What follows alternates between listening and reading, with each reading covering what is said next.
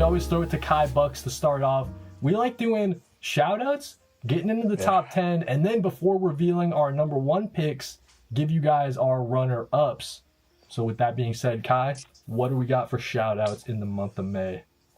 We got 4 of them. So we're gonna start off with our guy Dave Chisholm here. We're gonna shout out Is Ted Okay?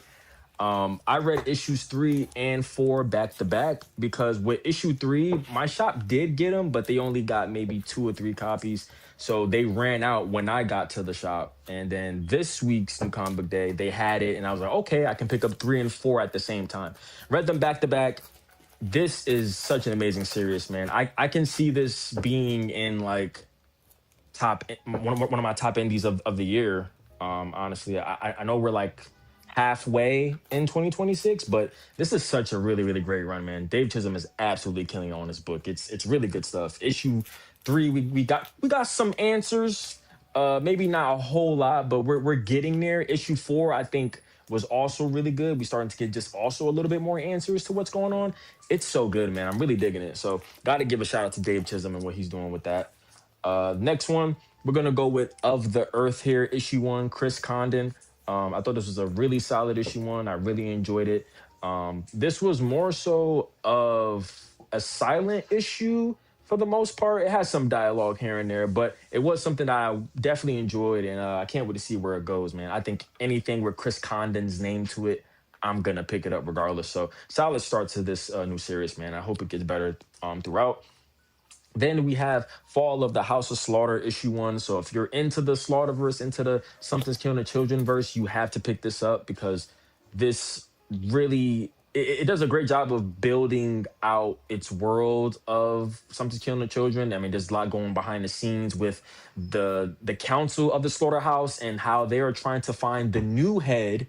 They're trying to find the new head of the slaughterhouse because the dragon, if you don't know, he's sick right now. He's actually on his deathbed. And he does want, and he has a person who he wants to take over the slaughterhouse. I'm not going to say who, you got to read that for yourself, but it's really intriguing stuff, man. It's so great. Tate Brombo and James Tynion are on this one together. And yeah, they're killing it as always. And then lastly, a big one, I think for everybody, a childhood favorite cartoon of mine, Ben 10 also came out in May. Got to give a shout out to Ben 10. I love this cartoon. It's one of my favorite cartoons of all time. And this started off really solid, but I do hope it's more distinct and different and unique later, because this first issue really felt like the first episode of Ben 10. I didn't really see or spot anything unique or different that they were doing, so I hope it gets more unique throughout the series. But issue 1 was pretty solid. I enjoy it. I think if you like the first episode, you'll probably like this issue. But yeah, these are all my those are my shout outs for the month of May. Sorry. Nice set of shout-outs there. Of course, we love Dave Chisholm here on the channel. Of the Earth with Chris Condon doing some great indie stuff. Chris Condon's on fire. I'm sure we'll be hearing his name later on in this episode.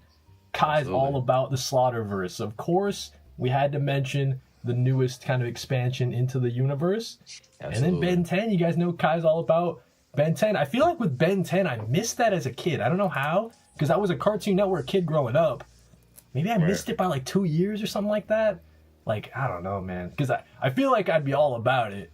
So maybe I need to jump into the show. People were saying... you need to watch the show. Gotcha. Maybe the show. People were saying the comic was kind of like, I don't know, like absolute Ben 10 or something like that. Do you kind of agree with that? Or like, what do you think about that? That's the intention behind this run. Like, it's supposed to be like an absolute version of Ben 10. Like, it's supposed to be different than what the show is. And that's what I was hoping on the first issue. But we didn't get that. So, I mean, I'm going to pick up the second issue. I want to see what it's about, and I hope it's good because I love Ben 10. That was just one of the shows I grew up with. The original series is fantastic. Then you have the continuing series where him and Gwen gets older. Same with Kevin. Right. So like you gotta Was that called Ben 10 Unlimited or something like that? It's was that Omniverse or was Omni? Okay. Maybe it was Omniverse. I'm blinking now, but like gotcha. that series, you gotta watch those. Man. Nice. Those were just great shows. Just great shows. Right on. We got Paul Dev saying Of the Earth, love, let's go. Omega Slice also calling out Chris Condon's back matter. That's a good point. All of Chris Condon's series, he works with some guy on Instagram, his name's like TV, I forgot his first name, but he does all the back matter for the Chris Condon books, and they're all like great stuff. It all adds to the whatever series you're reading. Okay, so yeah, that's Kai's monthly shout outs. Oh, shout out to Ty's Nerd Corner. We see Ty in the chat. What's up, everybody? Glad I made the stream. Shout out Ty. Make sure you guys give her a follow. Make sure you guys follow Kai too. I'll just throw it out there. Links down below. Okay, of course, always. All right, monthly shout outs for me. I love you giving the shout out to Dave Chisholm. I also loved issue number 4 of Is Ted Okay? Yes. Really rocking it with the art, like the green kind of hues, like that chase scene in the field. Some of that stuff really rocked. The kind of like other story with this Noah trademark, this Noah TM guy, and kind of how evil he is. The comparisons to Elon Musk and Jeff Bezos, all the billionaire, trillionaire guys. It's kind of a little bit on the nose, but I find it to be all very interesting. These two stories, we'll see how they kind of collide. But yeah, really cool stuff going on in Is Ted Okay? We also got In Your Skin. I thought that this one was a really great step up from issue 1. I liked issue 1. I think we talked about it here on the show. Sounded like maybe you liked it a little more than I did, but the premise really got set in stone at the very end. I'm like so into the body horror elements. Just took a little bit to kind of get there, but in issue 2, we were just rocking and rolling. We got the backstory on the actress, and then the unfaithful night or whatever, like when she meets her in the trailer, and kind of what goes on from there. I'm really liking how creepy this story is, and maybe that life is not all you wished for or something like that, right? Yeah. So great stuff. Sam's artwork too in that one is really cool. Over on the DC side, I just want to give a quick shout out. Oh man, this month was really hard. Kai and I were talking about it before making the list. I wanted to squeeze Superman on so much. I had a lot of fun with Superboy Prime and this Witchfire character. They're kind of back and forth. Maybe something will kind of come of that later on. Superboy Prime just dealing with magic in Metropolis. Another fun adventure. We have Dan Mora on the artwork. Man, so sick, dude. Dan Mora on a Superman title is just unreal. Like, his looks for all the Superman characters are just so fun. And yeah, I love that one. Wish I could have fit it on my list. Me too. Also, got to give a shout out to Batwoman. You guys see her on the cover, my girl Renee Montoya. I love Renee. Glad she made an appearance in this one. Still like a really solid DC Next Level title, whereas Lobo and Deathstroke have kind of dropped off. It's this one and like Firestorm that are really, really like killing it. We're excited for Deadman and some of the other ones to spin up, but it's been Batwoman. She's my girl, Kate Kane, and all the trouble she's going through now. Another one I wish I could have gotten on the list, Zatanna. Man, this one was great. Jamal Campbell's artwork sings, of course, all the crazy panel layouts. Just seeing Zatanna as the Prime Magnus? Is that what it's? Something like that. Magus? Yeah. She's like the ultra magician in the DC universe now, trying to solve everybody's magical problems. Kind of pushed to her limit, and we'll have to see kind of how she gets out of it. I don't know what... Something about this one didn't work for me as well as the first one. I don't know why. Maybe it's like the government organization. It's just like kind of what's going on with that. I don't know too much. Yeah. Maybe it'll get more clear as the series progresses, but got to give a shout out to Zatanna, of course. Last shout out before we throw it over to Kai for his start of his top 10 list. Just give a shout out to Daredevil. I thought this one was a great mix of the Daredevil elements we know and love, him beating up the owl and all that stuff, right? But then also we get some great moments with Matt Murdock, him in the classroom, sort of doing that double life thing that we always love, him trying to balance it. So Stephanie Phillips is just killing it. Lee Garbett, this look for Daredevil, it's great. Yeah. It's sick. Hopefully Garbett stays on for as long as we can have him. But yeah, that'll be my monthly shout-outs. A lot of great stuff from the indies, great stuff from DC, and then of course, giving a shout-out to Daredevil Matt Murdock over there. With that being said, Kyle, I'll throw it to you to start off our top 10 list. Starting off the top 10. At number 10, a book I wish could have been higher, but man, it was just such a pretty stacked freaking month. But we're going with Absolute Superman here. We're going with Absolute Superman issue number 19, where we get a more full-fledged battle between Superman and Black Adam. Really great stuff from man. Rafa Sandoval is just Yeah, he's just incredible. We also get some crumbs about John Henry and what he does for work. That stuff was also really cool. But yeah, the his battle backstory. sequences. Yeah. Pretty solid. It was definitely some crumbs. It wasn't as fleshed out as I wanted it to be, but it was definitely some crumbs that I enjoyed. But the battle between Black Adam and Superman is definitely the highlight for me. It's really incredible. Uh, Crazy battle sequences, man. Like I said, Rafa Sandoval on art is just really good. Then you had Steel coming into the presence as well. He was getting into the battle.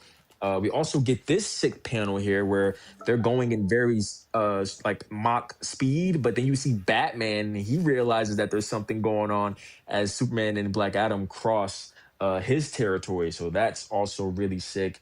So yeah, I love this issue, man. Even Hawkman coming through at the end, and now it's like a four-way battle. That'll be sick. It's sick. It seems like this could be a free for all, or I don't know. It's really sick though. I really love what they did here. I think my only gripe with this is uh I feel like I wish we could spend more time with Superman just as a character. It seems like everybody else around him is interesting and he's like the least interesting. I don't know if I feel Ooh, like indifferent yeah. about that, but like I don't know. I think because like what we're getting with Black Adam, I'm loving. I think his backstory is really great. But like I don't know. I think we need more time with Superman just as a person, as a human being. I think we need more time with just him. Uh, but I mean, I get that, the stuff that is happening is kind of hard to focus on him. There's so much going on. So It's a I fair get it. no, it's a fair point though. Yeah. But I do think that's my only gripe with what's going on. But everything else is fantastic, truly Right. fantastic. It's just, I think Superman as a character, we need to know more about him. I want him to be more interesting, at least. That's all. That's a fair point, and I agree with it. I think that's a great Yeah. point, Kai. Yeah, just like I feel like we kind of gotten away from learning as much as we can about this Kal El the last couple issues. It's kind of turning into kind of an ensemble thing. So that is a Yeah. good point. You mentioned Steel has a great backstory. He's coming in. Black Adam's got a crazy good backstory. And yeah, maybe Superman's kind of sort of fallen by the wayside, just a tad bit. Yeah. So Yeah. we'll keep track of that, though, guys. It's still an excellent series, of course. Yeah, of course, absolutely. I mean, Oh, there's a man. reason why it's in my top 10. It's still Exactly. In a fantastic, stacked and it's month, top still 10. one of my favorite absolute titles, if not my favorite. But like, yeah, it's Absolute Superman is still incredible. Speaking of absolute, and I don't know how the hell it ended up so low. I think I do this every single month, Kai. Number 10 for me, God, Absolute Batman. Is that like just criminally low? It's a It's stacked not. month. It's not criminally low. I'm gonna say this now. It's not even in my top 10. See, so I was going to say I wasn't going to reveal it, but Absolute Superman this month was also not in my top 10. I feel like I could have gone either one. You know what I mean? Like I Yeah. could have gone Absolute Superman, like Ask Me Tomorrow, maybe I'll flip them. But yeah, Absolute Batman issue 20. I guess this one, it's got the hype from all the cover and like everybody's Yeah. excited. The Robins are coming in. And again, they didn't really feature very heavily in the issue. Yeah, it's interesting what's going on with Wayland, the Riddler, kind of in a similar way how you kind of describe Absolute Superman. Like everyone, the ensemble is kind of moving forward with all of their stories, and Bruce right now is just kind of flailing, finding out that potentially his entire life is this grand conspiracy to like make him into the Batman, Yeah. and like what does that mean? Bruce is gonna have to reckon with that. Also reckoning with the death of someone in the last issue seeming to be more like I think we even said it. We didn't see a body, but it really does seem like he is dead in this universe at this point. And Yeah. how that kind of relationship with Bruce, how much he meant to Bruce growing up and stuff like that. So yeah, I just found this to be very compelling. And then of course you've got the jail scene with the Riddler. Oh man, this guy, sorry, Scarecrow. not the Riddler, the Scarecrow. Yeah. Oh my God. Yeah. Just a menace. That was the best part of that comic for sure. Definitely, That whole, their interaction. Yeah. Yes, and that's what I want to see. Like we know that there's these big bads, but I love the confrontation when we get Batman and the big bad. So yeah, just like them being separated by a jail cell door or whatever, and just like them having this back and forth moment. I want that same for Batman and Joker, like that confrontation. I wonder when we're eventually going to get it. But yeah, and then it ends. The issue ends with a pretty cool sequence, like a pretty cool action chase scene, flying around with the Robins, but not enough of the Robins. I guess next issue is where we're really gonna like. Here they are. Here's the Robins in action, fully realized. So a little bit of a disappointment in that regard, but I think that sequence with the Scarecrow and Batman, one of my favorites in the Absolute Universe so far. Like just that menacing. This version of the Scarecrow might be the scariest version that like we've seen For sure. in any DC iteration. Like very well could be. So yeah, that'll start off my list with number 10. Tough list, but that's a way to start it off for sure. Yeah, I'll throw it to you, Kai. Oh, unless you got some more thoughts on Absolute Batman, of course. I have thoughts. So like this, I granted, I do think that issue was great. I gave it a 4 out of 5. Okay. People were definitely higher on it than I was. I've seen people say like it's a top 5 issue of Absolute Batman. I heavily disagree with that. Not top 5. But like my gripes for me as far as that issue, I guess the whole people were so like wowed by this the Scarecrow twist, like him being a part of the project of Batman and him helping Joker.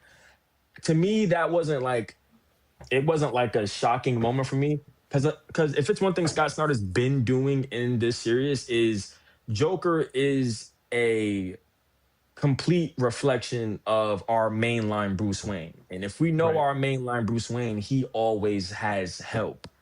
And so Scarecrow being a part of this project with Joker, it's like, yeah, it's cool, but is it necessarily mind-blowing? I don't think so. Gotcha. I think it's cool and I like it, but it's not like this grand thing where I'm like, oh my gosh, I couldn't have seen that coming. It's like it makes sense because he's been doing that from the jump. He's been making our Joker feel very reminiscent to mainline Batman. They're two sides of the same coin. I would say that, and I would also probably say, what else didn't I like about this? Oh, well, the lack of Robins for anything. I mean, I just think maybe the cover was kind of false advertisement. Like you had these dudes in their suits and they were about to get some action, but no, they're in like 2 pages and then it just goes. So just some underdeveloped things, I think, for me. But I do think it was great. Like I said, Scarecrow's interaction, that was great. I think that was actually really, really great. It's the best part of that comic for me. But yeah, no, I think I just had Superman better, even though I found both of the main characters, I guess you would say, not as interesting as others. But I do think there was something with Absolute Superman that stuck with me probably more than Absolute Batman. I think that's why Batman didn't make my top 10.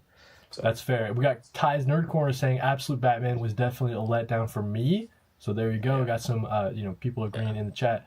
This guy says, and I don't even know his name, Oni Baba Yaga says, both these kids need to get an increase in their allowances and go to school more. So there you go, Kai. We got to get more allowance money and go to school more. I guess we got to go to school. I've already been there, but I guess I'll go back. I guess we'll go back, guys. I guess we'll go back. Thank you, Oni Baba Yaga. Yeah, appreciate you, I guess. One more comment, and we'll throw it to Kai for number 9. Derek Seaborn saying Absolute Batman story so far, mind blown. Definitely the overall story is like every like drip that we get from Scott Snyder. It's like how far does this conspiracy go? Like you can see the web starting to kind of just expand. It is pretty crazy. But yeah, sure. With that being said, let's hear number 9 from Kai. Coming in at number 9 is another Absolute title. We're going with Absolute Wonder Woman here. Nice. With Kelly Thompson and Hayden Sherman. Absolute Wonder Woman, it just never ceases to amaze me. I think it's just so good. I truly believe it is the most consistent Absolute run, if you ask me. And I do think it has the best writing. I think the reason why I say it's the best written is because I feel like it's writing. It's so poetic. It's kind of Shakespearean in a way, and I think it really it just does a really good job. I don't think there's many like plot holes like that in Absolute Wonder Woman. I think it's the most consistent and concise. But yeah, this issue was incredible, man. I think there's just amazing paneling when it comes to Hayden Sherman. Things he does on a panel structure, it's so good. Like it, even this like spread right here. Oh I think there's man, just amazing things that Hayden Sherman is doing. Wonder Woman, it's just badass. She's so incredible. Like yeah, he's had some crazy panels. Like I don't know, it's like each freaking page I turn, he has something different and innovative and fresh. Uh, and also, I just think this was a really, really great conclusion to the Season of Witch arc. Really compelling stuff going on. We even got stuff with like the gods here. We get like this romance between the two gods. I'm blanking on both of their names, but I this think was also one's really cool Hades to add and in. then one might be like Persephone. I forget. Yeah, it's one of the other.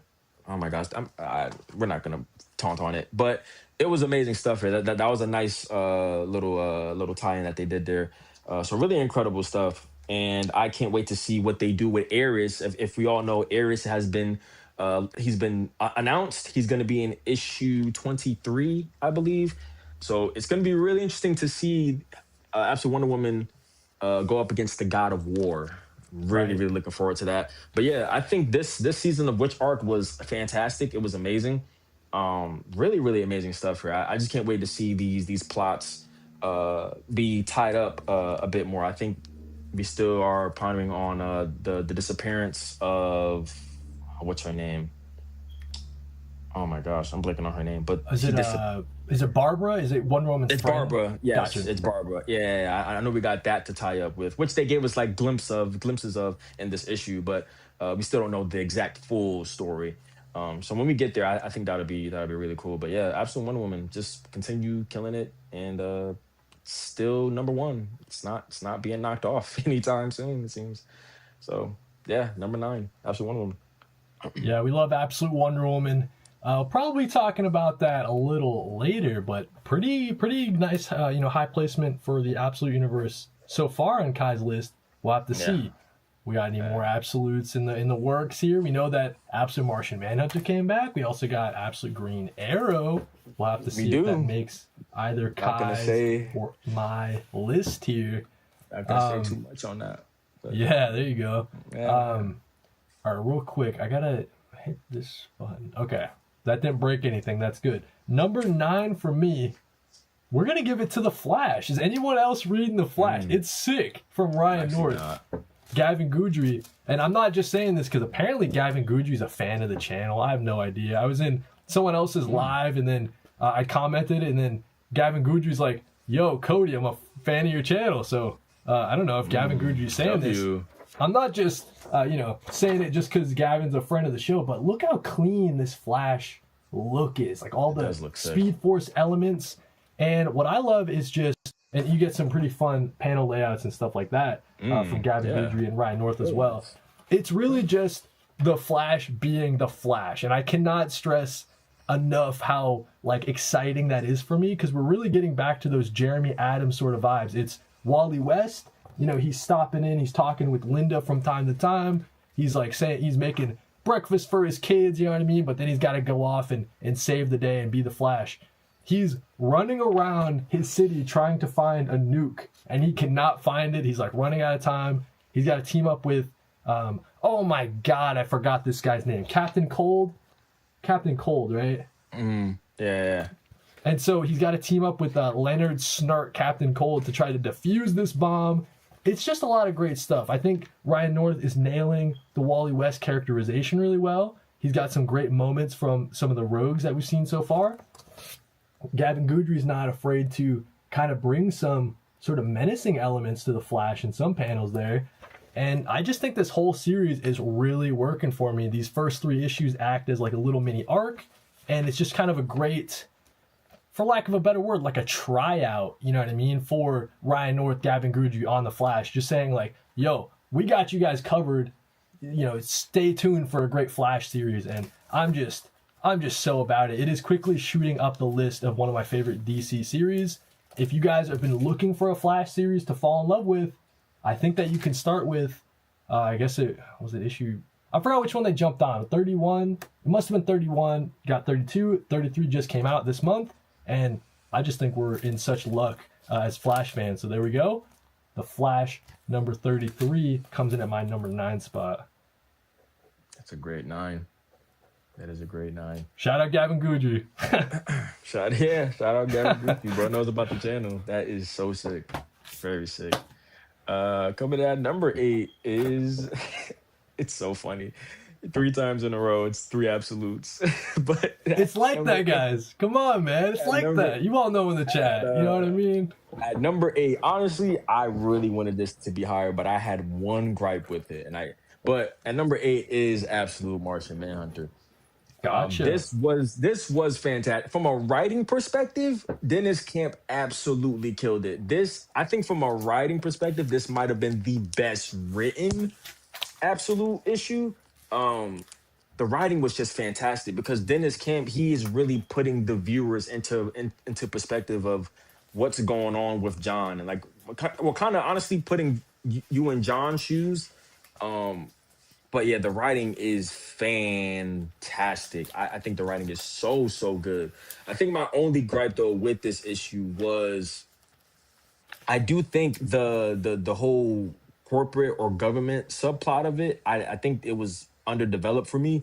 I think I wanted to know more about this government and what was, like, I guess you can say their actual true goal. Cause like, yeah, they did like do surgery on Martian Manhunter, but after that, it was just like they just dipped, and that was it. So like, I guess I didn't really know what was the focus goal. Like, yeah, apprehended him, but what now? Like, what after? What is this? What does this do for you? What is the benefit? So I think that was the only thing, but everything else was truly fantastic, especially from a writing perspective. And of course, you got these like insane stuff that Javier Rodriguez is doing. He's really pushing it to the limit on the art-wise in this one. Yeah, he's genuinely pushing the boundaries of art. And then you have like such amazing stuff like this, like how Dennis Camp is like kind of like interacting with us as the reader. Yeah. Like it's so good. Like that's literally the only thing, because I kid you not, this honestly would be like in my top 3 of the month, but it was just that one thing I couldn't get over. But everything else was so fantastic. It's so good. And I think it's such a amazing culmination of what Absolute Martian Manhunter is. I think it's just so incredible. But yeah, you got. Oh man, I just don't see how this is humanly possible. I really don't. Yeah. But it is. It's just incredible. But yeah, another fantastic issue from Absolute Martian Manhunter. And then now we'll see how it will conclude. This is the second to last issue. It's sad to say, but I do think pulling the plug at 12, probably a smart thing. You can end this on a very high note, because Absolute Martian Manhunter, this is a near perfect series, honestly. Yeah. It's truly incredible. So them pulling the plug at 12 might have been a really smart move, man, honestly. But yeah, fantastic stuff, man. I really wish I had this higher, because I think it was tackling so much. But unfortunately, it did have one thing that I couldn't just ignore. Yeah, that's a fair criticism, Kai, and we can get into it a little bit more, because also coming in at my number 8, we got Absolute Martian Manhunter. So we and I line up. want to say this might be the lowest like combined ranking for Absolute Martian Manhunter that we've ever given it. But it's kind of in a weird, like, I don't want people to take that away and say like, oh, Martian Manhunter's like falling off or something like that, because it's really not. Yeah. No, it's still fantastic. When you mention the government part being like your least favorite, like that kind of interaction with it, yeah, I thought so as well. It kind of confused me, if I'm being honest with you, like that whole just like what is the goal, like what are they trying to do? It is a little bit kind of obscure, but I mean, just like from an art perspective, like all the swirly kind of smokes, like Javier Rodriguez doing some of the craziest like panel layouts like of all time. Like, how can you express like the most amount of information efficiently like on the page? And Javier Rodriguez just nails it every single time. He always understands the assignment. You got that great. I love that fourth wall break that you point out. Like, hey, if you cut this section of your comic book out, the characters won't die. It won't be, John murdering just like a whole bunch of people. I think that for me, this emotional aspect with his wife and his son and kind of that situation going on there, that's kind of the emotional pull that I'm excited to see them conclude in the next issue. I thought that Right. maybe in the last couple, where we're dealing with the government type of stuff, maybe you kind of get away from what I initially really loved about the series, this kind of battle with the White Martian invading his kid and that kind of thing. But of course, it's Dennis Camp. He's got to kind of cook a little bit. He's got to inject some social commentary, of course.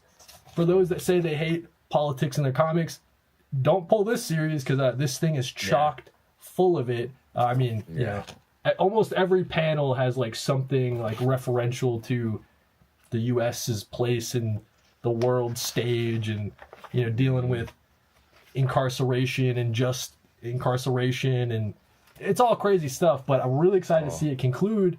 And with issue number 12, I think you're right in saying that, you know, maybe go off on a high note. Like, hey, you guys are rocking it. You're winning all the Eisners. Maybe cut it at 12 and kind of leave fans wanting more, but maybe they follow you into the next projects. You know what I mean? So there we go. Absolutely. Have some Martian Manhunter. Absolutely. Both Kai and I's issue number 8. I'd be curious to see what other people think of it. Are Kai and I ranking it too low? Let us know down in the comments. Paul Dev, real quick, says, would have understood Martian Manhunter if you went to school and got a higher allowance. Shake my head. There you go. So we got to go back to school, Kai, and we got to get more allowance before we can understand Martian Manhunter. Right. But there we go. Throw it to Kai for Kai's number 7. Number seven. This is where we get like kind of the masterpieces of the month for me, the ones I thought that were pretty perfect. So coming in at here at number 7, I think it's one of the best issue ones of the year so far. We're going with that man, the myth, the legend, the GOAT, my GOAT at least, James Tynion, Odin, issue number 1. This is the Green Room meets Midsummer meets Yellow Jackets. And this is bonkers. First of all, the setup was really, really good, which is why like the third act of this is like it's a great payoff. I love the art. I love how it looks very Weather Deladera like, but it's actually yes, I'm glad. Yes, I knew you would pick up on that. I was gonna bring that up too. Very Weather Deladera like for sure. It's really cool. So we do have this woman named Emma. She is a journalist, a reporter. She is siding with the Nazis. She's really undercover with them as they try to resurrect the god Odin and be in like their pure whiteness or whatever the case may be. They're in, I believe, what is it? Norland or wherever they are? I forgot. Yeah, some Arctic. It's like it's an Arctic area. But art is really good. We also get great introductions to these characters and who they are. So I thought that was also really neat. But man, once this thing got going, it did not stop. This thing is brutal and demented in a way. Also, it's crazy. They all go into like this wintry forest, and they end up drinking something, and this drink kind of like drugs them or poisons them. It gives them like hallucinogenic vision and all this stuff, and they're thinking they're seeing something like this god or like this deer that they see, but it is playing tricks on them in the worst way. They end up doing some really egregious stuff, and they snap back to reality and find out that they pretty much committed cannibalism. They killed one of the people in their group. It's wild. It's sick. It's very Yellow Jackets coded. If you watch Yellow Jackets, I think you will definitely love this series because that's what this is. It's ridiculous, but it's so interesting. It is. This is an incredible issue 1. And what else do you expect from James Tynion, who just does dark stories the best? I mean, it's kind of his MO. I mean, at this point, he's a dark guy. Yeah, he's a dark guy, but it's really good. He'll get you. You will be hooked. So yeah, this is actually my number 7, man. It was one that I really, really loved. I think writing was really good. Art was super solid, and it's definitely up my alley. It's horror, but maybe not in a traditional sense. But still really intriguing and fascinating. It is just really, really good. I can't wait till they go into like the lore of stuff. I think that's the part where I'm Gotcha. Yeah. No, that's a great pick there. We'll be talking about it in a little bit from my side, but yeah, I kind of was very surprised by this one. I agree with you. One of the number ones of the year, which Yeah. might be a list we got to do, Kai. Maybe we got to do some because you mentioned it. We're like halfway through the year. Maybe we can We get are some lists halfway. going. Like here's the can. series to the best series of the year so far, type of stuff. Because Absolutely. this number one would end up on my number one of the year so far list. Absolutely. It's- I guess I thought it would be a little bit more like supernatural, but maybe there's like room for that later. It's kind of like in that in between spot right now. Yeah, for sure. Great number 7 from Kai. Ode number 1. Make sure you guys pick it up, especially these indie comics. We always say it. Indie comic for me coming in at number 7 as well. I think this came out this month. If Destruction Be Our Lot from Matthew Rosenberg and his brother Mark Elijah Rosenberg. I thought that this one so much fun, man. I just love this Abe character. I just feel for him. Just trying to find his place in the world. People are so mean to Abe, dude. The first quote is, "I hate this fucking guy, dude." Yeah. Insane, man. Poor Abe. But I just love this world that the Rosenbergs are kind of constructing.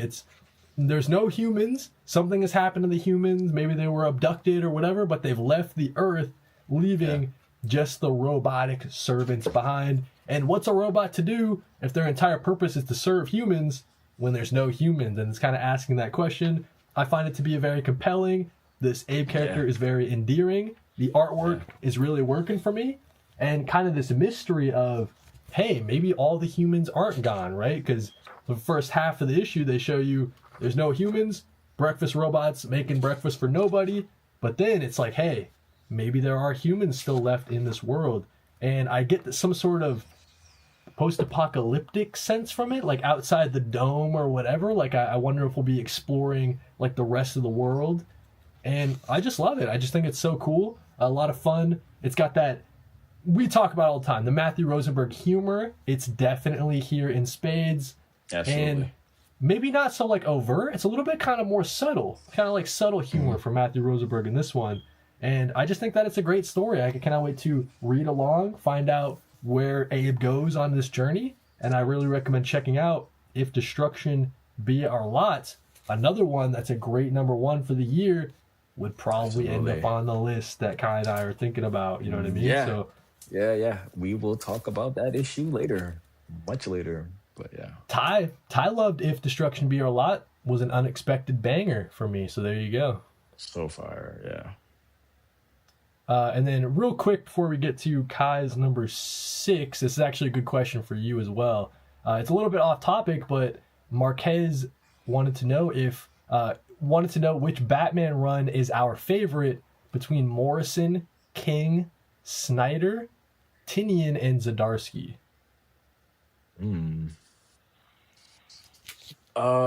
Between them, it's a good question.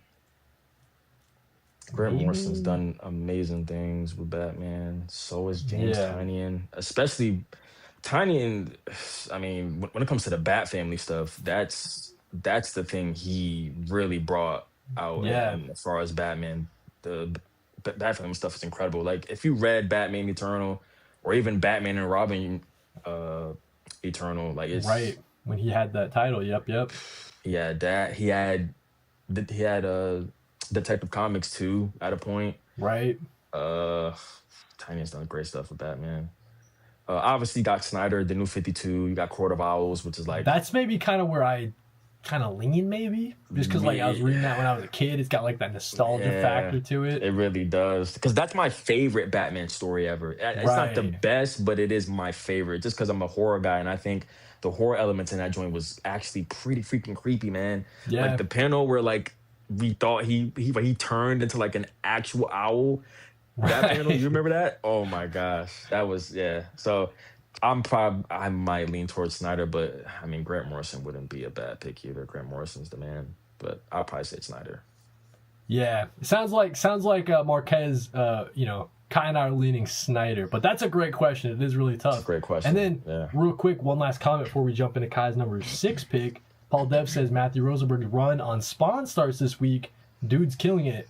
I'm not a Spawn guy, but yeah, congrats to Matthew Rosenberg for Shout out jumping to on a him. Spawn title. That's kind of big.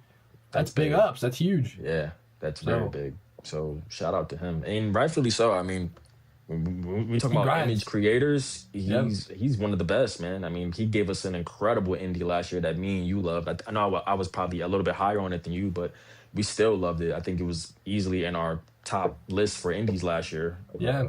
Like we're And taking everyone waiting down for with that us. sequel. It's coming, I think, right? I hope so. I hope so. I need it. I need it, man. That run is so incredible. But we will go on to our number 6. And I think coming to no surprise, this had to be on here. It's the best next level title. And it's kind of not really close. It's Fury of Firestorm, man. Fury of Nice. Firestorm, issue number 2. This thing is incredible, man. Jeff Lemire he's all gas, no brakes on this book. And it's funny because I think Jeff Lemire is known for like you have to ease into his books. Like he takes Yeah. it's like he takes a bit to get there, but when he gets there, he's on a roll. Like he's on fire.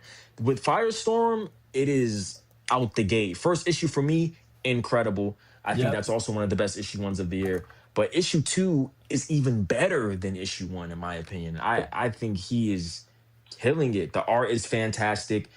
You're loving the duality stuff, obviously, with Robin Stein and oh my gosh, and Ronnie Raymond. Then you have like this type of art style where we're like going to like Silver Age. It's Yeah. just really really cool, man. It's so good. We like this is if you're not like well versed with Firestorm, this is a perfect run to get into because they get into his origin in both of these issues, but they do more so in this issue than the first issue, if you ask me. We also get like the early development of what him and Stein relationship was, Right. how they met each other, and how he took Ronnie in, even when Ronnie's purpose of getting into this science class was because of a girl, actually. Right. So it's really interesting stuff, man. It's so incredible. So like, if you want to know how they fused, if you want to know how they met, you want to know the origin of Ronnie Raymond and all that, it's all here in the issue 2. It's all here, and it's done incredibly freaking well. You got panels like this that are Oh my so sick. God, bro. Like Firestorm as just an entity like of himself. He's not Ronnie's not in there. He's not humanized pretty much. He's just Firestorm. He's just this entity, this kind of I don't want to say godlike, but his powers are pretty like sick. It's pretty like insane because he is like a nuclear bomb in a sense. Like he's destructive. Then you got panels like this. We have to flip it to the side. Dude. Love stuff like that. Oh my gosh. It's Firestorm. I'm so glad. Also, this book got extended, y'all. If y'all don't know, it got extended to 9 issues now. I think obviously It's a good call out. When a book comes out, it's usually a mini off rip. This got extended 3 more issues, and I hope it gets to 12 because that probably is the max for Firestorm. But if Lemire feels like he can continue past 12, I will be so down regardless. But this is an incredible book, man. It's so good. So if you want to know more about Ronnie Raymond, if you want to know more about Professor Stein, this is it. Also about Firestorm itself. And that ending, man, the Justice League pulling up. Yeah, true. True. Great ending. So yeah, Firestorm for me has to be number 6, man. It's such an incredible book off rip. Like it's like I don't think people expected it to be this good, but but it is. It's that good. It might be one of the best DC books on stands already. It might be. Truly. Yeah, Kai, I'm with you on that. I would say that Fear of the Firestorm issue 2 from me didn't quite make the list. It's just outside. It's at like number 14. It's like knocking on the door. It is kind of crazy. Okay. I loved it. It really just interesting to see Jeff Lemire exactly as you describe it. Usually, maybe he starts a little slow, kind of eases into it, sets up the premise a little bit, and then you see if you're ready to rock and roll with the Jeff Lemire series. Here, issue 1 just like punches you in the face. Issue 2 kind of doesn't let up, and it gives you that origin story, but still keeping it focused on the interesting premise that you've described of what is the Firestorm entity if he's not dominated by these 2 humans, like what would happen? That's such an interesting idea. I don't know if that's been done before, all right? I'm not a Firestorm like aficionado or whatever. This is my first ever Firestorm series, but I think for it being my first Firestorm series, I'm all aboard. I'm with you, Kai. Just you don't really see how much potential characters like that have until you see a character that really loves them, kind of bring them to Yeah. light. I'd be rocking with a 12 plus issue series of Firestorm written by Jeff Lemire with the artwork from Rafael de la Torre. You brought it up. Absolutely. Looks so sick. Yeah, it's so good, man. Like you showing that, like, oh, I can do cool panel layouts too. I can do kind of that Silver Age, Modern Age, kind of flipping back and forth and really kind of differing up the styles. I agree. Fury of the Firestorm is not one to miss. If you guys are out there in the audience, definitely check it out. Maybe some people give pause because they're like, oh, it's only going to be 9. Maybe I'll trade weight it. That's fair, guys. I think it's going to make for a great trade, but you know, we could see it extended, and I'm here for the ride for sure. Yeah. Number 6 for me. We talked about it earlier. I think it was in your monthly shoutouts. We got Chris Condon and Charlie Adler's Of the Earth. So this one has been described as kind of like The Thing, which I was going into it and I was like, really? The Thing? One of my favorite horror movies of all time? Like, how is this going to be similar? And you definitely get there by the end. But it's just Chris Condon. I think this also takes place in Texas. Chris Condon just loves Texas and kind of how evil kind of just the evilness of Texas, I guess. He really just kind of loves harping on that. But yeah, just this interesting story about this girl who's, you get the sense that she's on the run. She's kind of going back home. Maybe she's going there to like kind of hide out, kind of lay low for a bit. And just very mysterious things are going on. And then she gets home and discovers that her grandma, she's just down in the basement covered in oil. No, normal grandma stuff. Like, oh, grandma, she's covered in oil again. But yeah, just like, what's going on? She's whispering all kind of just unintelligible markings on the page. I'm here for it. You got me with the premise. It's like that crime and noir stuff that I normally love. We'll talk about it here later in the list for sure. But then you got this horror element that really hooks you at the end. And I'm excited to see where it goes. Of the Earth, I think it got picked up for a second printing. Awesome stuff. Yeah. So there you go. Chris Condon working with a legend like Charlie Adler. It must be really cool as well. Obviously from Walking Dead fame. I guess in the art department on this one, maybe it didn't work for me as well. I guess I will say, like, maybe in issue 2 it kind of be a little bit more clear for me. Not my favorite of all time kind of art style. Maybe like a little bit too cartoony, I guess, in places. I don't know how to describe it really, but Of the Earth number 1, another number 1 that'll probably make this list that Kai and I have got cooking. So there you go. Maybe. Definitely recommend if you're into crime and noir, though, for sure. It's a good number 6 there. We're getting into that top 5 territory now. Number 5 for me is a book y'all all know that I love. I love so much, and I truly believe when this book is out that it's one of the best books on stands. So at number 5 for me, we're going with Hyde Street, issue number 12. Jeff Johns, Ivan Reese. This book just continues to be excellent. I truly wish this book got talked about more. I know recently it's been having some delays here and there. It wasn't as consistent as it was, but man, what's going on in High Street? It's just so incredible. Last issue, we got Prinky's origin story. That was terrifying and so good. Mostly the art was like in red. It was like we were seeing his point of view in a very red setting. We get panels like this that I think are really freaking cool, where he's on like this pole.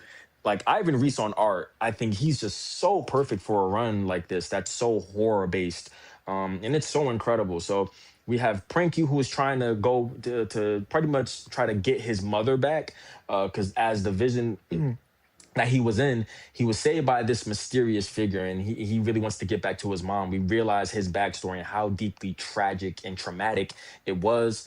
You got that going on, where you have other subplots like with Mrs. Goodbody. That's also interesting. Then we got another subplot here with the X-ray guy and him, because he saw his daughter in the last issue, and he's wondering how he can get back to her. But it's a lot going on, but these plots are handled so well in this issue. And what I also love about this issue was the stakes that were created after this. Like I said, art, just really, really good stuff here, man. I think Ivan Reese is really just killing it. It's incredible. It's emotional at times. They also hit us with like this. This is what I mean by they set the stakes. So they did free this guy here. They freed him from his cage. He was locked up. And the first thing he does, he manipulates Prinky. He tells Prinky that he can get him to his mom.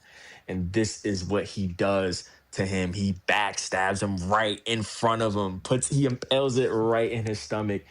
And yeah, we think that Prinky might be a goner. And I was not expecting Gotcha. that because Prinky is a prominent character of Hyde Right. Street. So I was not expecting him to go. And that's what I mean by creating stakes and also just being kept on your toes and it being very like unpredictable of what can happen next. But yeah, man, Hyde Street, issue 12 has got to be on there for me, man. Just an incredible series. This is definitely up my alley because I love horror, but it's written so well. And like I said before, for the Ghost Machine titles, this is the third best. I don't think there's only Nice. two above it. But even then, I don't know, man. Maybe better than Rook right now. Rook has took forever. Rook, bro, I almost forget about Rook. Rook is taking forever, so I don't know. High Street might bump up to 2. It might be number 2 now. I'm not gonna lie, because Rook is taking forever. But yeah, fantastic book, man. And yeah, it's in my top 5 at 5. Nice, there you go. We know Kai is all about Hyde Street, kind of that horror elements. Ivan Reese the Legend. All the panels you were showing here on the stream, absolutely incredible. And there you go. Maybe that's kind of why, he's got to take some time. You get a little bit of delays, but not nearly as many delays as Rook X's, bro. It's crazy maneuvers over there. I don't know what's going on. Jeez Louise. Jason Faybuck, I guess. It's apparently coming back this month, but I guess we'll see. It is. It's solicited for this week coming up, actually. Gotcha. So there's no way it can get delayed. It's already sounds like it's. Yeah, bro. It better not. This is just wild. Crazy. That's crazy. Number 5 for me, we mentioned. This is why I love having Kai on, because Kai brings such a different perspective from the kind of comics that I tend to read. Like, Kai's really much into kind of the horror elements. But you guys know I'm all about the crime and noir. So number 5 for me, Peril of the Brutal Dark, Ezra Kane Mystery. Mentioned Chris Condon earlier, but this one's got the Jacob Phillips artwork on top of it.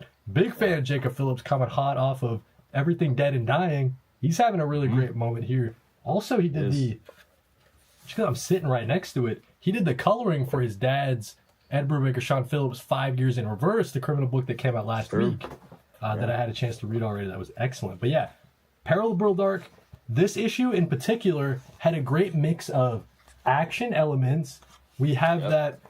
I think in a couple issues back, I kind of complained that maybe it was a little bit too overt in its, backstory. Like this Ezra Kane guy, like just really kind of hitting us over the head with his past. This one had a great balance between giving us some little bits of backstory, got the action, you got the crime noir elements, and then I just think it's a real great mix. He's got, you got to visit the doctor guy to get kind of patched up. The doctor guy pumps him full of morphine so Ezra Kane can get back out there. And I really like how, there was a point in this issue where I'm like, okay, they're kind of setting up, maybe this arc's going to be another 3 issues or something like that. Ezra Kane takes it straight to the Nazis or whatever. Like, he's not really waiting for them to come to him. He's going right to their stronghold. He's going to try to figure out what's going on because they have a bigger plan at stake. Like, they're trying to do this bomb to try to blow up New York City. But then, of course, things don't go so good for Ezra Kane. He's always maybe like one step behind, I guess. So he walks right into a trap.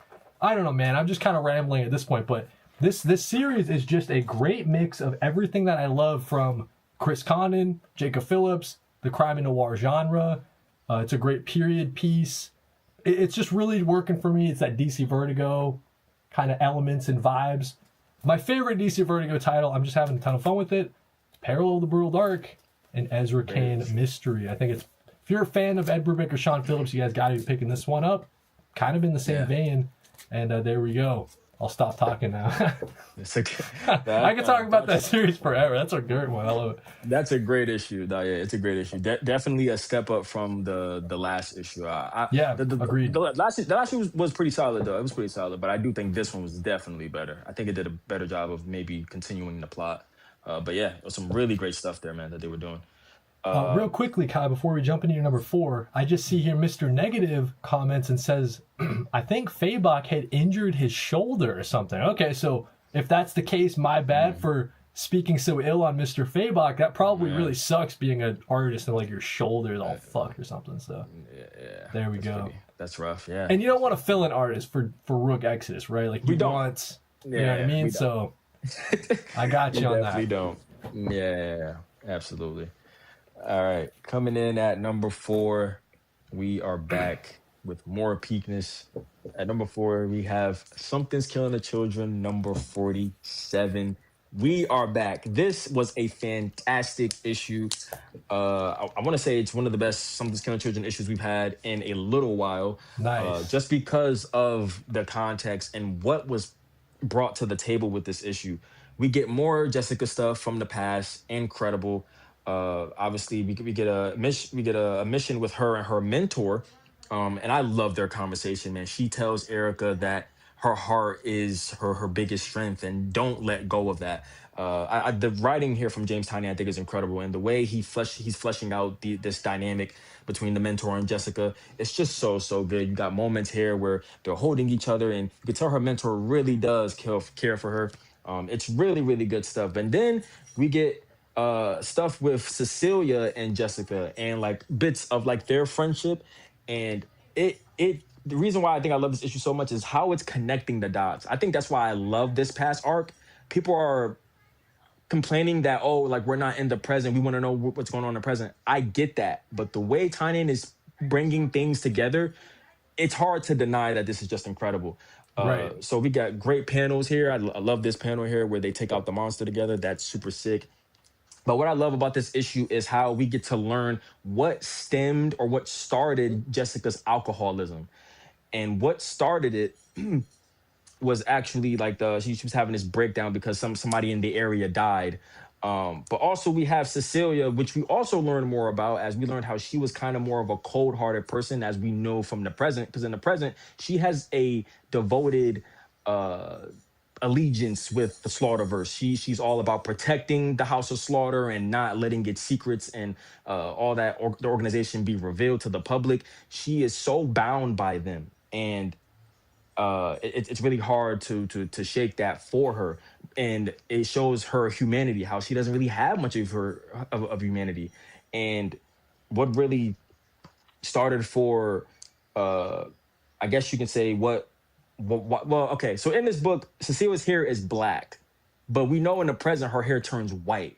So how does that happen? This issue, we learned that it took Jessica almost killing herself for Cecilia's hair to turn that way. Gotcha. So we're learning so much in this issue, and we also get to learn why does Cecilia have this harsh vendetta against Erica. We learn that Cecilia sees so much of Jessica in Erica, and it infuriates her, and she wonders what is driving Erica to do good amidst all the trauma and terrible things that has happened to her. Why has Jessica broken, and why has Erica not? So that's what all this issue does, and that's why it's so fantastic and why it's tying up so many loose ends. It's so good because Erica and Jessica both have special gifts, and that's their heart, their humanity, and for them to keep that intact and to protect that. So that's why this issue for me was just so incredible. And like I said, this is what sparked her hair to turn white. This incident right here, where Jessica is drinking from alcoholism. Her alcoholism starts, and then she kind of falls from a roof. And that's what caused Cecilia to turn her hair white. So much things that were just added to this thing. It adds so much to Jessica's character, Cecilia's character, and it's just so freaking good. That's why I think this was just so high for me, because I do think, like, we've had some great issues from Something Killing Children recently. I think we have some great to pretty amazing ones, but this was just masterful on all ends because it ties up so much, and you learn so much about these characters, and you learn about Jessica and Cecilia's friendship and how they pretty much grew apart. So amazing issue, man. Fantastic from James Tynion. Just fantastic. So the criticism that some people, 'cause I hear it too, even someone who's like not so tuned into the Slaughterverse nowadays, but yeah, the criticism of like, oh, I want to go to the present day. everything you've just described like just sounds like such a compelling story that I would want to read if I was into the Slaughterverse. So that criticism doesn't even make sense to me. Like you don't want the present day because you want the present day. You want James Tynion IV and World of Deladera to bring you excellent Something Is Killing the Children stories, which it sounds like they're doing. Yeah. So that criticism just sounds like so crazy to me. Like just keep doing the series however you guys want to do the series, because it sounds like it's working for those that are in tune with the Slaughterverse like you are. So that sounds awesome. I got to catch up, and I think I read the deluxe #1 maybe earlier this year, and I got to read deluxe too. So I'm like behind. I'm like wicked behind on the entire Slaughterverse. I can't wait to just kind of dive right in. Kind of stinks waiting for that one in collected editions. It sounds like people have a lot of fun in the singles, but I do. I have a lot of fun in it. Mind you, I started trades with Something's Killing the Children. I didn't start with singles. Oh, gotcha. Okay. Trades. So I picked up the first 5. Yep. Then after the first 5, I went to singles. Gotcha. Okay. Yeah. Gotcha. In terms of number 5 for me, we talked about it earlier. It was Kai's number 9. We're talking Absolute Wonder Woman for me. A little bit. It's interesting, maybe a little lighter on the absolute titles this month, just in general, from how we normally rank them. But I thought this one was kind of the standout over the others for a lot of the reasons that you've already described. I mean, you get like this one. You pointed out like maybe the page or the next panel, but this panel with the word and like you doing the artwork inside the word, like showing 2 different things at the same time, like in this moment as Diana's fighting this giant metal beast, Zatanna is trying to escape with her dad or whatever. And I mean, then you just flip the page. Every single page flip, exactly as you did, is something insane to look at from Hayden Sherman. Just wild stuff all throughout this art, the art in this issue in particular. And it just really makes you think. And we've said it, we sound like broken records probably at this point, but it's just like you read Hayden Sherman's stuff, then you try to read any other comic book after, and you're like, the panels are kind of boring. They're square, they're rectangle. Like Hayden Sherman is just doing just insane stuff. The entire sequence with Diana captured by the villain and how the hell is she going to get out. But then you got this great, and you mentioned it, the underworld kind of Hades and Persephone like love story. It's just like so poetic beautiful. And like you mentioned it. Like I find that to be, just like the lines and like the bars that they're dropping, like they just hit so hard. Like, tell me why it could never work. And he's like he looks back, because you cannot love someone who enslaved you. Like, it's just so, Kelly Thompson is just in her bag right now. Yeah, she really is, man. Incredible writer. Yeah, incredible, just doing crazy stuff. And then tragic as you see Diana able to escape using, Hades, and, Hades thinking that, oh, I'll hook her up, I'll break her out of here. But Diana's like, no, do not break me out. My friend is still there, and she's not out. And like that's like the most important part for her is saving her friend, which I do got to mention. We talked about it in the episode probably 2 months ago, where Barbara gets captured, and you and I were like, what's up with that? What's going on with that? And then it's interesting to see, kind of right. No biggie, whatever. But just like what's going to happen in the next issue as Diana is stuck here on the island for, for 1 month of every year. And now is the time. And Diana's going to be stuck there. Her friend is out there potentially being tortured for information from this evil villain. And Diana is going to be helpless to save her. And what will that in turn like create a villain almost, right? Like maybe her friend is going to be so jaded by that. It's like, hey, you left me, you didn't come for me. The villain's also telling like, Diana just left you, bro. She just dipped. And when that's not the case, Diana wanted to stay. Tragic stuff. It's almost like a Shakespearean like epic story that they're kind of getting into. And absolutely, it's great stuff. Kelly Thompson, Hayden Sherman, and Jordi Belair just killing it. That's why they're nominated for all the Eisners, but you guys already knew that, so there you go. Yeah, come on now. Brian Acosta says, hello, everybody. What's up, Brian? What's going on, Brian? Ty says, I got to catch up on Something Is Killing the Children, so there you go. So Ty wants to catch up. It sounds like Kai kind of rubbed off on, all the great words for the series. Fantastic. But yeah, that'll bring us to, I think we're in top Three. three now, right? We are in top three, and at number three, I believe this was Cody's number seven. I think. Uh, at number three, what I think is also one of the best issue ones of the year. It's in my top three. Yeah, if destruction be our lot, Matthew Rosenberg and Mark Elijah Rosenberg. I think this was a fantastic issue one. I honestly think it was pretty flawless. Being in this world of humans being extinct, robots running the world. I think what I loved about this so much, it's definitely Abe's character. And I also do like the world that we're in. I love how he's so curious and also optimistic, but he knows he's in a world where he feels like there has to be so much more than this. Like what is outside these walls or whatever this projection is around our world, like there has to be more to this. And I think this issue is a good look at identity and finding your purpose, and all these things I think Abe Lincoln, or the Abe Lincoln character, is tackling and going through. So it's really freaking well done, man. I do love the art here. I think the art is great. You got crazy sequences like this where he gets like ran over by this train over there.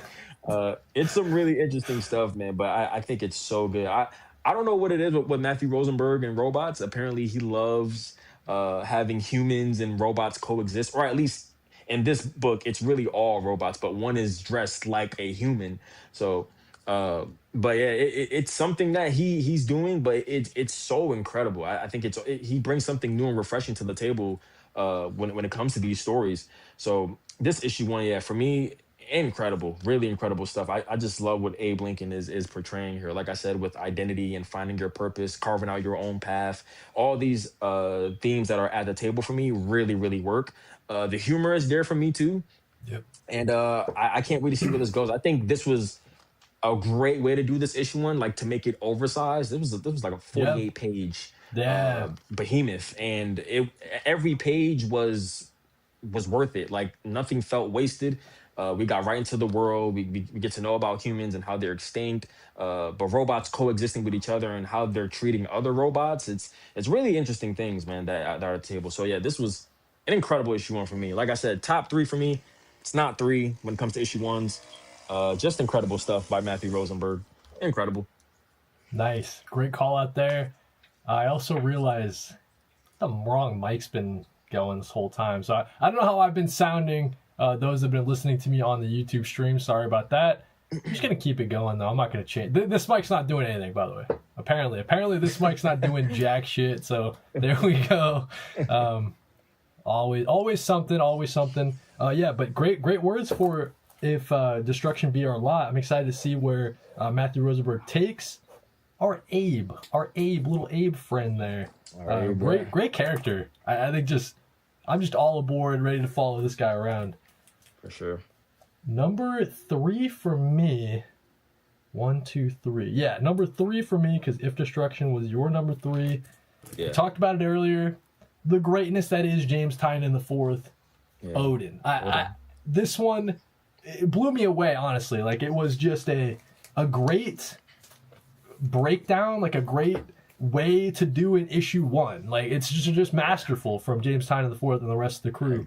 The fact that it kind of sets up the premise. She's kind of embedded herself with these Nazis. It's kind of throwing it back a little bit to show how she ended up in this situation. Then we're on the bus. We get great introductions to the rest of our cast members here, seeing kind of their ideals, how kind of creepy they are, but also how, I don't know, like their ideas like don't even make sense. You know what I mean? Like they're just like running into all sorts of contradictions, but they're so into it that they just got to kind of be into it. And then you get this Fred guy, the kind of guy who's bankrolling the whole operation. Like, what's his deal?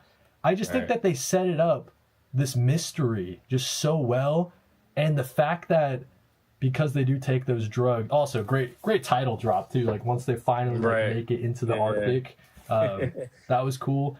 And then just like, is this gonna be a little more supernatural, or is like the entire idea that like You idiots thought you'd call down Odin. There's no goddamn Odin. It's humans on the earth and the decisions that we make. So, like, you guys are just wrong in thinking that, and now you got to deal with, oops, we ate our buddy, right? So, it's kind of tragic to see this investigative reporter, our main character, I forgot her name, like Adela, I forget. I think it's Adela, yeah. You're Adela. right. So, yeah, just like, she's like way in over her head, right? Like, they didn't, now she's like, she's got blood on her mouth. I think so. She took part in the cannibalism. It seems like, She right? did. Yeah. Great call out, Kai, when you mention Yellow Jackets, as it now seems like they're just stuck in the frozen wasteland, right? Yeah, they are. And I think like some days have passed or something like that. How long? Because she says, my nails are growing out, my hair. How long were we out here? How long were we out here? What kind of drugs are those, bro? What kind of trip was that? Insane, man. Crazy stuff. And then just real quickly, I'll just want to show off this last kind of panel. The guy kind of hanging, or like the shadow, and yeah, just creepy introduction to a story. I'm all aboard. Yeah. Is this going to be a mini? Probably a mini. Probably maybe a maxi or something like that. Maybe. And you mentioned, and last thing I'll say, you mentioned the art being kind of like World of Deladera. That was so apparent to me, like right when I opened it up. And I don't think it's a bad thing at all. You know what I mean? Like, it's a great, like, kind of wispy line. Because not a lot of people are doing it like World of Deladera, you know what I mean? So, yes. So there we go. Kind of evoking some World of Deladera there for Odin #1 out of Image Comics. So good. I'm so aboard this mystery, this journey that we're going to be on. So there we go. Yeah. Strong #3. Strong #3 as we're getting into it. So we are at the 2 spot now. Wonder what it could be. #2 for me. There's 2 things that are like, we haven't talked about them. We've always talked about them. So it's like talked about. Yep. #2 for me. We're going with Hornsack, Pachote, and Raphael Albuquerque with Absolute Green Arrow. Nice. This was probably my most anticipated #1 of the year. I have been ecstatic of this issue 1, and I think that issue 1 was incredible. I know some people felt like nothing happened in this issue. I mean, I don't know. I think some things happened. Even if it wasn't like anything major, I do think this is a great first issue to get into. We're already introduced to billionaires and how corrupt they are. We're already introduced to, obviously, the man, the myth, the legend himself, Green Arrow. I just love how the focus is on Dinah, though. Yeah. I think that's a very strong word. It seems like Dinah is going to be the heart and soul of this, because she's battling through some things. I mean, already we're introduced to her having to pay the bills of her father. We also have to deal with her being a bodyguard to rich billionaires and people that are dickheads and people that she doesn't even align with. Her ideals and goals don't align with them, but she has to do it because she is trying to help her father. So she's already in a sense of conflict of working with people that she does not I deal with, or between her trying to do the right thing. So there's so many things I think already that they're doing. We also get glimpses of her relationship with her and Ali and how that happened, and how she knew about his Green Arrow project and how they kind of started it. And he had this broker with him that he started it with. How Ali was trying to really do good things. He was trying to do really good things for his city. And then we get like Roy Harper. We get a picture of him. We get a picture of Mia and this guy. So really interesting stuff, I think, already happening. I think what I love also is that Green Arrow is like this looming figure. He's like when he's there, his presence takes up a lot. Like he's like a Michael Myers or Jason figure. Yeah. You don't see them often, but when they show up, you will feel their presence. And this action sequences was so good. We get like the little meetup here. Green Arrow is already doing crazy stuff, putting arrows in people's faces. People's faces are like deteriorating and becoming more grotesque. You get panels like this where he's just sitting in the fire with his bow and arrow. Then Dude, they show the breakdown. they show the breakdown of how he does it. Oh my gosh, so sick. He is mowing down people. He's doing it with no remorse. He has no regard for human life, and he ends up actually the only person he spared was Dinah. And I do believe that he doesn't think Dinah as a corrupt person, even when she's working with these people. I think he knows that like she's a good person, and but he's not going after him. And then the biggest mystery is this at the end. What is going on here? What was Oliver Queen working on before his demise? So like the mystery, it's set up so well, in my opinion. And Yeah. I can't wait to know more. I genuinely can't. I really want to know what this is about because if this is something Oliver's been working on, who's not to say that this could be happening to him? Maybe this is like a zombified version of Oliver Queen who might be Green Arrow, Right. or maybe it really is just somebody else and we don't know. But issue one for me, man, I think this was incredible. I think this was an amazing way to start off issue one. By making Dinah Lance the core of this book, being kind of the heart and soul of it, and Right. Green Arrow popping up as like a looming horror figure. That presence is felt immediately once he's on screen or on Yeah. paper, essentially. No, But I agree. I agree. yeah, Um, I think it's so interesting the focus on Dinah. I know some people are kind of leveraging that at the series as a criticism. It's working Right. for me. It's kind of it's working exploring for me. like what's up with Dinah in a world where there isn't Ollie, because they are such characters tied together in their history as in DC. But yeah, just kind of Absolutely. exploring Dinah and this world without Ollie, I find it to be pretty interesting. And then, like you said, the mystery is there. Righteous Lot says, I want to know what in the world was going on at the end. That's the part I'm like so confused about. Like, are those eyeballs? This guy's got a serious case of some kind of acne or something, dude. Something's going on with this guy. Yeah. Paul Dev saying Green Arrow might be my favorite number one from this year so far. I'm not mad at that at all. I think it was a It's great mine. number one. It's mine. Yeah, there we go. It's definitely mine. And so that was Kai's number two, right? So yeah, Yeah, Green Arrow. it was my number two. All right, so number two for me, Rick Remender Daniel Cunha's Escape, number 7. Not even gonna bury the lead. This thing was so good. How awesome was this? They're back. Fantastic. Daniel Cunha with the art. We're broken records. We said it every single issue. I'm pretty sure that it's been a thing. But we see Milton just going around, placing bombs, being a little sneaky, really completing the mission that he was sent there to do. You get some interesting moments, close quarters fighting that I think Daniel Cunha is just excelling at right now. He's doing a fight scene really well, just keeping the intensity and like the anxiousness of like the viewer. Just like, is Milton gonna get out of this? It's getting a little wild as we see some choking, right? Milton's a choker. He likes to. He's like, I'm just gonna use my brute strength to kind of choke this guy out. Explosion sequences are crazy. Daniel Cunha does an explosion like nobody else in the Nuts. comic book world. Just nuts. And yeah, this one is just full momentum, like all gas, almost no brakes. Kind of in a way, in None at all. that chase issue that I think it was like issue 3 or 4. Yeah. So yeah, I just really loved it. Another great issue of Escape. I think Fantastic. right now, Kai, and maybe this is a good time to have the conversation, with Power Fantasy kind of like taking a step back, maybe they'll come back a little bit later. I think Escape right now is my favorite Image comic ongoing. Yes. How long will it go? I'm not sure, but Not just sure, look at but- this. Like World War II like action, but just in this like pop of color that's just all throughout from Daniel Cunha. I'm just loving it. It's great stuff. I cannot speak highly enough positive things about this Escape series, and that's why it's at my number 2. Hopefully people had a Fantastic. chance to pick up the trade. I almost picked it up this past Wednesday. I'll probably pick it up next Wednesday, you know what I'm saying? But Probably. yeah. Great stuff here with Escape. Glad it's back for sure. Yeah, what a fantastic way to open with that. All right, we're into our honorable mentions now before we get Right. to number 1.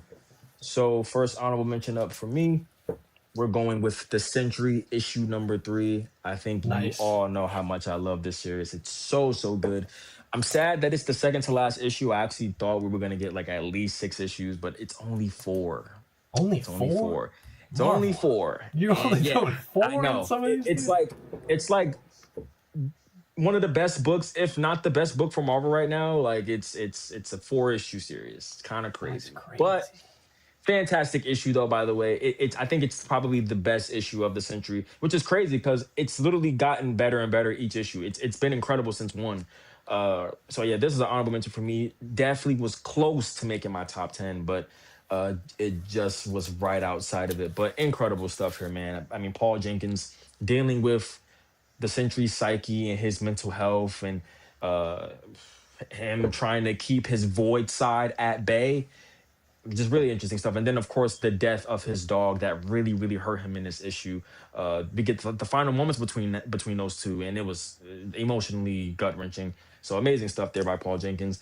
Another honorable mention, we have Superman issue number 38. Really fun issue. I love this. I love what they're doing with Superboy Prime and the Witch. It seems like this is going to be like a love interest thing. It's going to be a complicated maybe relationship. But I do really love it. And I love us digging into the magic side of things. Honestly, this was a nice change of pace. Because I think the first 2 issues were so heavily implied with Superboy Prime's development, which I loved, and I think it's incredible. But it was nice seeing a different side of the Superman title for a change, like having witch stuff, and also we're getting like crumbs of what's his name? Manchester Black. We got crumbs of him in this issue because he appeared in the first issue, and we were wondering where that plotline was going to go. So we get crumbs in this issue. Maybe not a lot of answers for sure, but he's here. He's present. We know he's here, so that's cool. That fourth wall break was crazy. That sequence is pretty cool. Fourth wall break was pretty cool as well. Dan Moore on art, just killing it as always, doing crazy things. So yeah, man, gotta shout this one out because it's as far as mainline DC goes, it is the best title. Then last honorable mention, another one I really wish could have been on here too, but Exquisite Corpses issue number 13. This is also right outside my top 10, but it was an amazing finale, and I loved the epilogue and how they set up for more, because we do know there is more Exquisite Corpses coming. We're getting Rascal Randy. I think there's a Fox Mask Killer one shot too, and there's another one. I think there's 3 in total right now. But yeah, right. I cannot wait to dive into that. But this was an amazing finale, and I couldn't have did it any better. I think Tynion sticks the landing, which he usually always does. There's not really many Tynion books I can say that like he hasn't landed the ending for. So yeah, Exquisite Corpses is really no exception. So these are my 3 honorable mentions for the month of May. Yeah, that's a great list. Paul Dev saying 4-issue mini is barely enough for a trade. That's insane. I agree. That's crazy. That's like crazy work from Marvel. I wonder if Paul Jenkins is like, I only have a 4-issue idea. And they're like, okay, we'll do 4. Or are they like, nah, man, you're doing 4, bro. Like, don't even try to do 6 because it's like, Jesus, dude. That's crazy. That is crazy. Not even 5 to like have an even 5 or something. Like, it's crazy. Just 4. Yeah. Yeah. Great. Ross Wilson says Sentry should be in your top 10. Green Arrow was a bit of a letdown, more like Black Canary featuring Green Arrow. But it's Kai's list, guys. That's the entire point, guys. It was if you read the synopsis, that was the literal point. The author literally said what his influences was for that book. It's a slasher/horror book. Right. And he wants Green Arrow to be a big figure, not the focus. He didn't want him to be the focus. He's working a looming for me. figure. If you're into horror, then I think you'll see it from a different perspective. But this was already like talked about.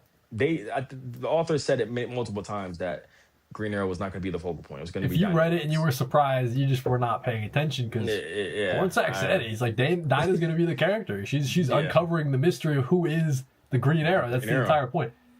Anyways, guys. So, anyways, I love you, Ross. Thank you for commenting. But it is Kai's list, so it's his decision to. It is my list, and plus, I love the Century. I had it in my top 10 last month. It's just, that's what Kai's had the last 2 issues of the Century in his top 10. I'm pretty sure. Yeah, so I have.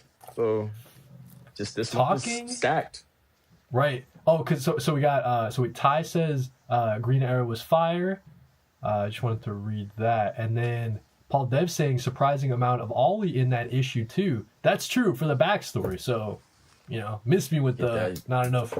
Anyways, Speaking of monthly shoutouts, or not shoutouts, these were runner-ups, things that almost made it into our top 10s. And, maybe I rated it too low, Kai. I'm real sorry. Through our discussion, it sounds like... No, because I was thinking this issue was missing something for me. But then as we're talking about it, I'm like, no, it kind of wasn't. It had, like, the horror elements. It had the mystery. It had the emotional aspect with Dinah, like, why she's in it, why she's taking all these crappy jobs that she doesn't want. The mystery of, like, who is this eyeball kid or whatever, like... It had a lot of great stuff working for me. I think ultimately it probably was just like number 11. Maybe this month, honestly, I could have swapped it for Absolute Batman coming in at my number 10. Like this probably could have been 10. But just a great way to start the series. I'm really on board for everything Pornsack's got cooking. I will say, too, the artwork from Albuquerque on this one, stunning. You showed the panel where it's just Green Arrow just standing there like bone draw with like all the red smoke all around. The beginning sequence too, like seeing Green Arrow's like his first slasher kill on that guy or whatever. Yeah. This series has got a lot of cool stuff, man. So I'm all aboard. Absolute Green Arrow. I think we're in for a ride. And yeah, just in for the mystery. I'm excited to see where it goes.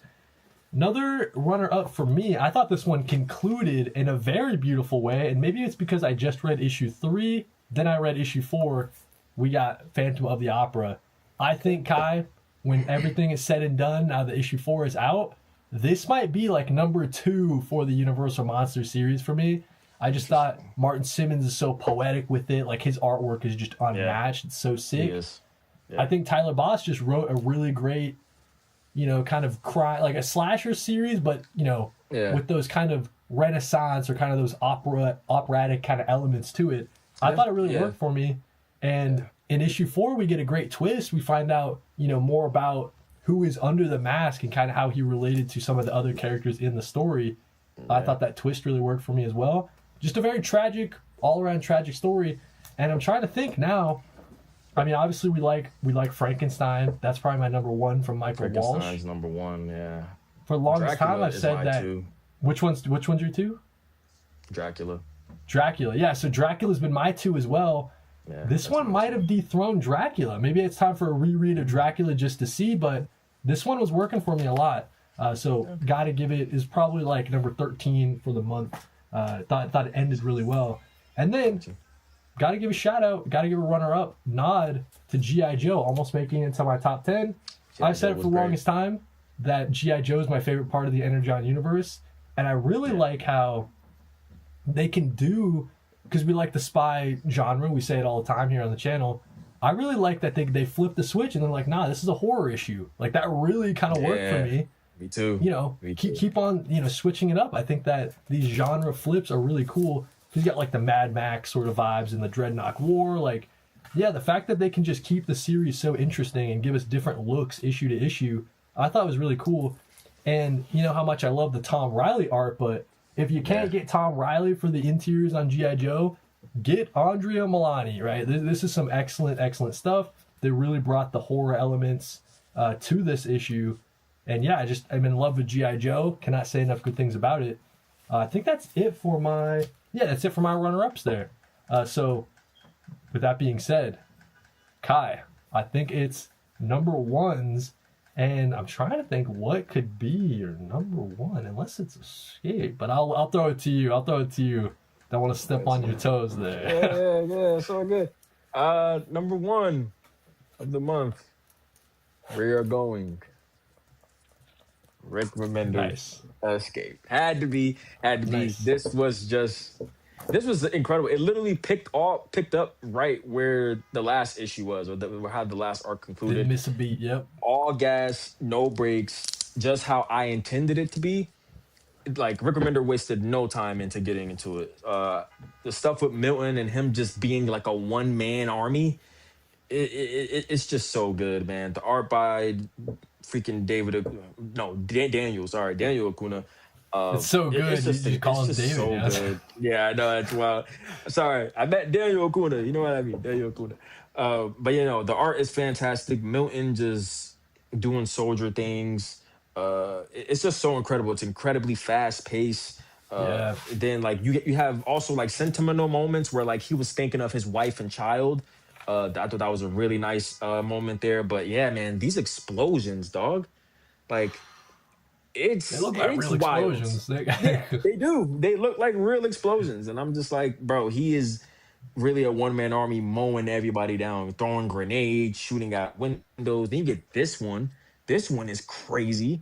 I'm like, bro, what? What are we doing? It's ridiculous, and it's incredible. I think it's also incredible that he had some backup, which I figured he would. I was like, somebody has to pull through in some way, right? Because like Right, he right, right, right, obviously right, can't do right. it by himself. So now, yeah, that was a really nice twist too, That was nice. and them Okay. helping him out and him getting away from the fight. But this was just an incredible high octane, I think, action uh, issue. It was just perfect. It was everything you envisioned for this issue to be because, like we said, after that last issue, we knew something had to go down, and this was the perfect way to do it. I have no notes, no flaws.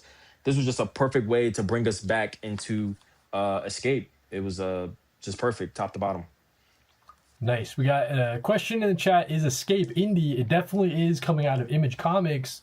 Rick Yeah, Remender over there, a giant generator, just killing it. Ross just keep Wilson doing also this. saying Escape is excellent. Remender is firing on all cylinders. The art is awesome too. The art is just Fantastic. spectacular. Yeah, great number one pick. I mean, what else can I say? Kai spoke such great things about it. Something we talked about earlier, and honestly, so like my number two was Escape. Honestly, I could flip these. I could flip these so easily. But just because it's a conclusion, and I thought it was such a satisfying conclusion, my number one of the month, Exquisite we're giving it corpses. to Yeah, Exquisite Corpses. yeah. I figured it'd be yeah, An issue that Kai loved as well. Kai had it. yeah. Wait. Oh, it's in It was your, in it's in my your runner-ups. yeah, yeah. Gotcha. It So it's not was like my Kai pick. disliked the issue. No, yeah, I loved just it. thought that it was just such a satisfying way to conclude it. The gold mask versus like the new owner of the gold mask versus this mom who's kind of going down a bad way. Her kind of parts were a little bit tragic. It does think that she Yeah, got kind of put down, but it was in order Yeah. to end the game once and for all. I think what I really loved about this issue in particular was just like we say it, we probably talked about it in the past, just this organization, this behind the scenes, like how do they work, like their kind of mysterious nature. That's what I was really, really loving because I felt like we got a great, big dose of that in this one. And yeah, just seeing, kind of the end of the game, kind of as they lay waste to the town. It's all over. I just love the way that it concluded.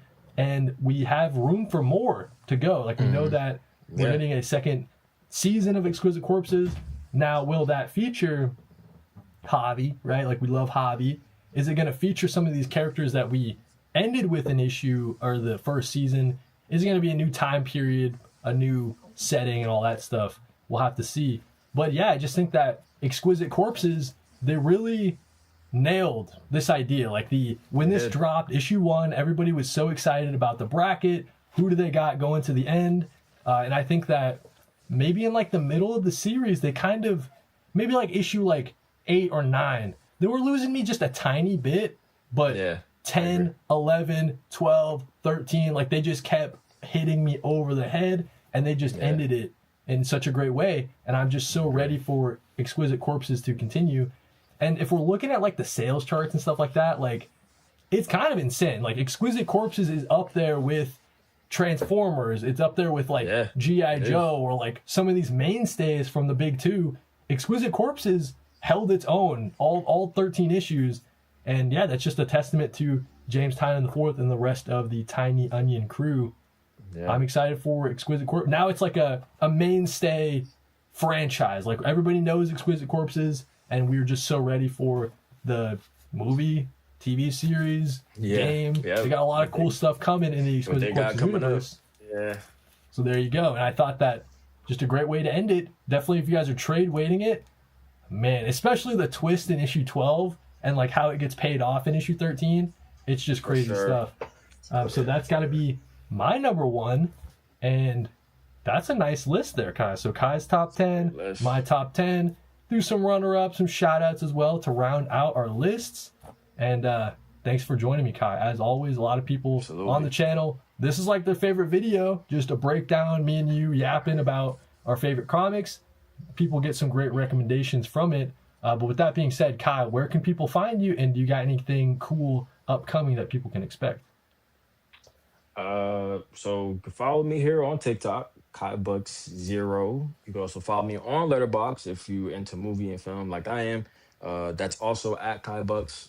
Instagram, KhiBucks6. I'm there time to time. Mainly like I post stories and stuff. I don't post a lot on Instagram, but I think I might transition there. Might start doing reels. We'll see. Yeah, And then as far as anything new, as of right now, no, nothing new is coming to mind. No projects I have in mind really as of right now. But maybe in the future. Maybe in the future. Something might be brewing. We'll see. gotcha. Cool. And you guys know that Kai and I are always doing this video every single month, but we were kind of talking about it earlier. As we're now into June, halfway through 2026, might be a good idea to start doing some like, best of the year so far type of thing. So I'll be getting in contact with Kai, and we'll be feeling it out, trying to see what list we can put together for you guys, because I love having Kai on. I know that you guys love seeing Kai on the channel. And last thing I'll throw out there, I was texting this to Kai earlier. I got your address now, buddy. So expect a package, buddy. That should be cool. So expect like an unboxing maybe on Kai's channel or something like that. But yeah, thank you guys for joining another top 10 list. This time we're talking about our favorite 10 comics for the month of May. Catch us in June. You guys know how it is. And thank you guys for watching, and read more comics. Peace out, people.